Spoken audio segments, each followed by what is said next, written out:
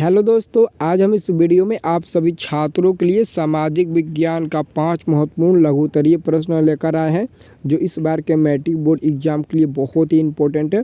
ठीक है, तो आप लोग इस वीडियो को लास्ट तक देखिएगा और एक एक क्वेश्चन को बारी बारी से याद कर लीजिएगा, क्योंकि इस बार के एग्ज़ाम में इसमें से 3 या 4 प्रश्न अवश्य पूछ सकता है। काफ़ी इंपॉर्टेंट प्रश्न है। ठीक है, इस क्वेश्चन को आप लोग PDF में भी डाउनलोड कर लेना टेलीग्राम से जाकर। आप लोग अभी टेलीग्राम ज्वाइन कर लो। इसी वीडियो के डिस्क्रिप्शन में टेलीग्राम चैनल का मैं लिंक ऑलरेडी दे चुका हूं, आप लोग जाइए टेलीग्राम ज्वाइन कर लिए। ठीक है, तो चलिए वीडियो को स्टार्ट करते हैं और बारी बारी से आपको क्वेश्चन याद कराते हैं और आपको समझाएंगे। ठीक है, कि इस क्वेश्चन का मतलब क्या हुआ, कैसे लिखेंगे। जैसा कि बोर्ड एग्जाम में प्रश्न पत्र पर पहले ही एग्जामिनर आपसे बोल देता है कि परीक्षार्थी यथासंभव अपने ही शब्दों में उत्तर दे। अगर कोई डिफिनीशन है तो उसको किताबी के भाषा के तौर पर नहीं बल्कि किताबी की भाषा के तौर पर पढ़कर और अपनी भाषा के तौर पर आपको लिखना होता है। ठीक है, उससे आपको बहुत ही अच्छा नंबर मिलेगा, पूरा का पूरा नंबर मिलेगा। और कॉपी जो जांचेगा आपका टीचर, वो भी खुश हो जाएगा कि मतलब कि यह लड़का अपने ही भाषा में इसका आंसर लिखा है, तो पूरा का पूरा नंबर देगा। ठीक है, उससे क्या होगा कि उस मतलब कि टीचर्स का भी सोच बढ़ेगा और आपका भी सोच बढ़ेगा। इससे आपका पूरा का पूरा नंबर मिल जाएगा। ठीक है, तो आप लोग ऐसा ही कीजिएगा। ठीक है, तो वीडियो को चलिए स्टार्ट करते हैं और एक एक क्वेश्चन को आपको याद कराते हैं। सभी लोग वीडियो को लाइक कर दीजिए तो एक साथ मिलकर। यहाँ पर दोस्तों पहला नंबर प्रश्न है सामाजिक विज्ञान का। 2 नंबर के लिए पहला प्रश्न है कि दल बदल कानून क्या है। ठीक है, 2 नंबर के लिए प्रश्न सामाजिक विज्ञान में आपसे पूछा जाएगा, काफ़ी महत्वपूर्ण प्रश्न है। ठीक है, तो दल बदल कानून हम किसे कहेंगे। ठीक है, तो आप लोग सबसे पहले दल बदल कानून लिखकर डैश दे दीजिएगा उत्तर में। ठीक है, और अपनी भाषा में आप लोग लिखने का प्रयास कीजिएगा। ठीक है, जैसा कि यहाँ पर हम लिखे हैं। ठीक है, एक बार पढ़ ले, आप इसे पढ़ लीजिए। ठीक है, अपनी दलों को छोड़कर दूसरे दलों की सदस्यता ग्रहण करना दल बदल कहलाता है। यह नियम सांसदों और विधायकों पर लागू होता है क्योंकि यह ज़्यादातर दलों की अदला बदली करते हैं। इन्हीं सब को रोकने के लिए दल बदल कानून बनाया गया।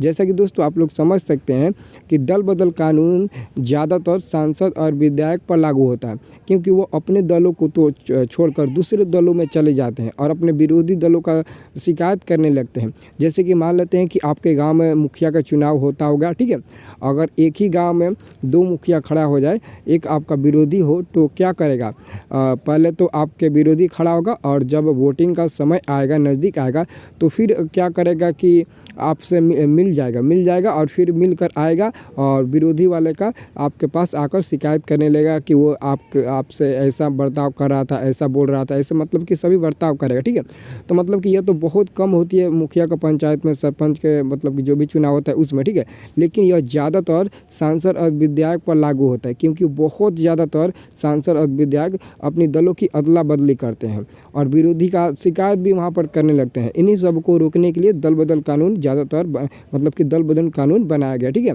आप लोग तो समझ गए होंगे। आप लोग अपनी भाषा में लिख सकते हैं कि दल बदल कानून सांसदों और विधायकों पर लागू होता है क्योंकि यह अपने दलों को त्याग कर दूसरे दलों की सदस्यता ग्रहण करते हैं, अपने विरोधी दलों का शिकायत भी करते हैं। इन्हीं सबको रोकने के लिए दल बदल कानून बनाया गया। ऐसा आप लोग अपनी भाषा में लिख सकते हैं। ठीक है, अब यहाँ पर अगला प्रश्न देखिए। अगला प्रश्न आएगा यहाँ पर 2 नंबर। ठीक है, 2 नंबर प्रश्न है छात्रों कि लोकतंत्र से आप क्या समझते हैं। प्रश्न नंबर 2 है कि लोकतंत्र से आप क्या समझते हैं। तो लोकतंत्र का मतलब ही है जनता। ठीक है, लोकतंत्र का मतलब क्या है, जनता। जैसा कि यहाँ पर देख सकते हैं उत्तर में हम लिखे हैं, पहले उत्तर आप लोग एक बार पढ़िए। ठीक है, लोकतंत्र वह शासन प्रणाली है जिसमें जनता अपने प्रतिनिधि का चुनाव करती है और चुने हुए प्रतिनिधि एक सरकार का निर्माण करती है। लोकतंत्र जनता के द्वारा तथा जनता के लिए शासन है। यह अब्राहम लिंकन का कथन है। ठीक है, यह अमेरिका का राष्ट्रपति अब्राहम लिंकन का कथन है। ठीक है, अब्राहम लिंकन का यह कथन है कि लोकतंत्र जनता के द्वारा तथा जनता के लिए शासन है। आप एक शब्द में कह सकते हैं कि लोकतंत्र वह शासन प्रणाली है जिसमें जनता अपने प्रतिनिधियों का चुनाव करती है। ठीक है, और चुने हुए प्रतिनिधि एक सरकार का निर्माण करती है और वो जनता के पक्ष में कार्य करती है। आप लोग अपने भाषा में लिख सकते हैं। ठीक है, या फिर जो मैं उत्तर लिखा हूँ इसी को हूबहू लिख दीजिएगा क्योंकि यह भी मतलब कि अपने ही भाषा में लिखा गया और बिल्कुल सही लिखा गया है, कोई भी इसे गलत नहीं काट सकता। ठीक है, आप लोग याद कर लेना। ठीक है, इसे या फिर आप इसे स्क्रीनशॉट भी ले सकते हैं। सबसे अच्छा है कि आप लोग टेलीग्राम ज्वाइन कर लो, वहाँ पर हर सब्जेक्ट का PDF मिलेगा। ठीक है, अब तीसरा नंबर प्रश्न पर चलते हैं। ठीक है, यहाँ पर तीसरा नंबर प्रश्न काफ़ी इंपॉर्टेंट है, ये सभी आप लोगों के लिए। ठीक है, तीसरा नंबर प्रश्न है कि क्या शिक्षा का अभाव लोकतंत्र के लिए चुनौती है? क्या शिक्षा का अभाव लोकतंत्र के लिए चुनौती है? तो आप तो पहले ही जान चुके होंगे कि बिल्कुल है, बिल्कुल शिक्षा का अभाव लोकतंत्र के लिए चुनौती है। तो आप वही लिखिएगा जो आप अपने मन में सोच रहे होंगे, ठीक है। मतलब कि आपको यहाँ पर थोड़ा सा भी दिक्कत नहीं होना चाहिए कि जो मैं सोच रहा हूँ वही नहीं लिखेंगे, आप वही लिखिएगा जो अपने मन में सोच रहे होंगे, ठीक है। क्योंकि सामाजिक विज्ञान में ऐसा नहीं है कि आप एक अक्षर को गलती कर देते हैं तो आपका नंबर कट सकता है। आप जोड़कर अपनी भाषा में लिखने का प्रयास कीजिए। यह साइंस नहीं है कि हूबहू आपका सटीक आंसर चाहिए, यहाँ पर थोड़ा सा मिस्टेक भी हो सकता है तो चल सकता है, लेकिन आप अपनी भाषा में लिखिएगा, ठीक है। जैसा कि यहाँ पर पूछा गया कि क्या शिक्षा का अभाव लोकतंत्र के लिए चुनौती है, तो आप उत्तर में लिखिएगा हाँ, शिक्षा का अभाव लोकतंत्र के लिए चुनौती है, क्योंकि शिक्षा के कारण ही मतदाता का मतलब कि कोई भी व्यक्ति न तो अपने अधिकारों को समझ पाता है और न ही अपने कर्तव्यों को समझ पाता है। शिक्षा के कारण वोट देने में भी असमर्थ हो जाते हैं कि किसको वोट देना अच्छा रहेगा। जैसा कि आप लोग समझ सकते हो कि शिक्षा के कारण ही मतलब कि हाँ, पहले लिखिएगा हाँ, शिक्षा का अभाव लोकतंत्र के लिए चुनौती है, उसके आगे आप लिखिएगा क्यों है, तो आप लिखिएगा क्योंकि शिक्षा के कारण है कोई भी व्यक्ति अपने अधिकारों को अच्छे तरीके से नहीं समझ पाता है और ना ही अपने कर्तव्यों को समझ पाता है, और साथ साथ शिक्षा के कारण व्यक्ति वोट देने में भी असमर्थ हो जाता है कि किस व्यक्ति को वोट देना अच्छा रहेगा, कौन सा व्यक्ति अच्छा है और किसको वोट देंगे तो वो अच्छा कार्य करेगा। ये सभी मतलब है शिक्षा में, ठीक है। तो आप लोग ऐसा ज़रूर लिख सकते हो, आप बहुत ही समझदार होंगे, ठीक है। ऐसा ही मतलब करके आप लोग लिखना, ठीक है। इसका मतलब यही हुआ, ठीक है। अब हम लोग चौथे नंबर प्रश्न में चलते हैं, ठीक है। तो सभी लोग वीडियो को लाइक कर दीजिए, तो ठीक है, और सभी लोगों का कमेंट आना चाहिए, ठीक है। क्या यह मतलब कि क्वेश्चन आपके लिए कैसा है, याद हो जाएगा या फिर नहीं होगा? सभी लोग वीडियो को लास्ट तक देखने के बाद अंत में कमेंट करके बताइएगा कि यह सभी प्रश्न आपको याद हो जाएगा या फिर नहीं होगा, और कितने दिन में इन पांचों प्रश्नों को आप याद कर लेंगे। आप कमेंट बॉक्स में हमें ज़रूर बताइएगा, ठीक है। अब अगला प्रश्न है कि शहर किस प्रकार की क्रियाओं का केंद्र होते हैं? शहर किस प्रकार की क्रियाओं का केंद्र होते हैं, ठीक है। तो आप लोग उत्तर में लिखिएगा शहर आर्थिक क्रियाओं का केंद्र है। आर्थिक क्रियाओं का मतलब कि शहर रोजगार, शिक्षा, यातायात क्रियाओं का केंद्र है, ठीक है। इसका मतलब वही हुआ, ठीक है। शहर आर्थिक क्रियाओं का केंद्र है या फिर शहर रोजगार, यातायात या फिर शिक्षा का केंद्र है, आप लिख सकते हैं, ठीक है। तो सबसे पहले लिखिएगा शहर आर्थिक क्रियाओं का केंद्र है। शहर में शिक्षा रोजगार की बेहतर संभावनाएं होती है। ये तो 100% सही है कि शहर में रोजगार और शिक्षा की बेहतरीन संभावनाएं होती है, जिसके कारण लोग गांव से शहर जाते हैं। वास्तव में औद्योगिकरण ने ही शहरीकरण को जन्म दिया। बहुत ही इंपॉर्टेंट टॉपिक यहाँ पर है, ठीक है, इसको याद रखिएगा।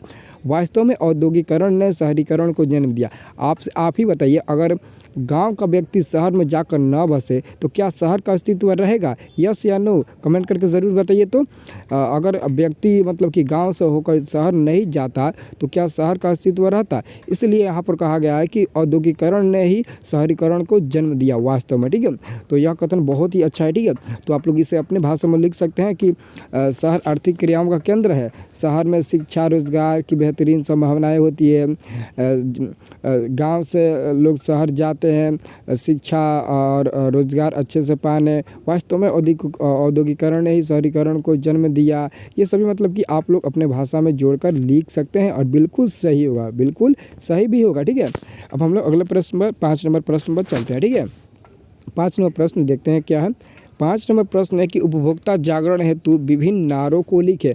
उपभोक्ता जागरण यानी कि उपभोक्ता को जागरण करने के लिए उनके विभिन्न नारों को आपको लिखना है, ठीक है। अगर नारों आपको याद रहेगा तो बहुत ही इंपॉर्टेंट है। ये सभी जितना भी नारे हैं, 6 नारे हैं, 6 के 6 नारे उपभोक्ता जागरण के लिए है, ठीक है। तो यहाँ पर पहला नंबर मतलब कि उपभोक्ता जागरण के लिए पहला नंबर नारा है कि जागो उपभोक्ता जागो, उपभोक्ता सतर्क रहो, सावधान ग्राहकों सावधान, ग्राहकों अपने अधिकारों को समझो, मोल तोल करना ग्राहकों का अधिकार है, ग्राहकों अपने अधिकारों का उपयोग करो। ये सभी उपभोक्ता जागरण हेतु विभिन्न नारे हैं, ठीक है। तो आप लोग इसे किसी न किसी तरह याद कर लीजिएगा, क्योंकि ये 5 प्रश्न काफ़ी इंपॉर्टेंट है, कभी भी आपके बोर्ड एग्जाम में लंबा वाला क्वेश्चन नहीं पूछा जाता है, जैसा कि एक सेंटेंस में हो जाए या फिर डेट मतलब कि एक से थोड़ा सा भी अधिक सेंटेंस में हो जाए वैसा ही क्वेश्चन पूछा जाता है। जैसा कि यहाँ पर बहुत ही मतलब कि सिंपल यहाँ से लेकर यहाँ तक क्वेश्चन है, ये पूछ सकता है, ठीक है, और काफ़ी इंपॉर्टेंट भी है। और यहाँ पर ये भी देख सकते हैं कि शहर किस प्रकार की क्रियाओं का केंद्र है, ये भी मतलब कि क्वेश्चन काफ़ी इंपॉर्टेंट है, ठीक है। कि पाँचों का पाँचों प्रश्न काफ़ी इंपॉर्टेंट है, ठीक है। आप लोग इसे याद कर लीजिएगा, ठीक है, नज़रअंदाज मत कीजिएगा, इसे याद कर लीजिएगा और देखते हैं कि कितने छात्र आप याद कर पाते हैं, ठीक है। तो आप हमें कमेंट करके बताइए कि आप कितने दिनों के अंदर इन पाँचों प्रश्नों को याद कर लेंगे। देखते हैं कितने छात्र याद कर पाते हैं, ठीक है। और सभी लोग शाम 6 बजे हमारे साथ लाइव जुड़िएगा, क्योंकि मैं डेली शाम 6 बजे लाइव जुड़ता हूँ और हर सब्जेक्ट का ऑब्जेक्टिव का लाइव टेस्ट कराता हूँ, आपका कॉन्फिडेंस बरकरार रखता हूँ। जैसा कि लाइव टेस्ट मैं आपको इसलिए कराता हूँ कि बाय द वे मतलब कि आपका कॉन्फिडेंस, पहला नंबर कॉन्फिडेंस आपका बरकरार रहेगा और दूसरा नंबर कि अगर कोई क्वेश्चन आपको याद नहीं होगा तो उस समय याद भी हो जाएगा, और जो क्वेश्चन आप पहले से याद किए होंगे तो वहाँ पर आपका रिविज़न होते ही चला जाएगा। कॉन्फिडेंस मेन उसमें है, ठीक है। क्योंकि एग्जामिनेशन हॉल में जाने के बाद कई छात्र डरने लगते हैं कि एग्ज़ाम कैसे लीक है, उनका हाथ कंट्रोल में नहीं रहता है, मतलब कि इधर उधर काँपने लगता है, ठीक है। तो इन्हीं सब को मतलब कि कॉन्फिडेंस बरकरार रखने के लिए हम शाम 6 बजे लाइव आते हैं। तो सभी लोग हमारे साथ शाम 6 बजे डेली लाइव ज़रूर आने की कोशिश कीजिएगा, ठीक है। तो चलिए दोस्तों, मिलते हैं नेक्स्ट वाले वीडियो में। अब हम आपको मिलेंगे नेक्स्ट वाले वीडियो में, ठीक है।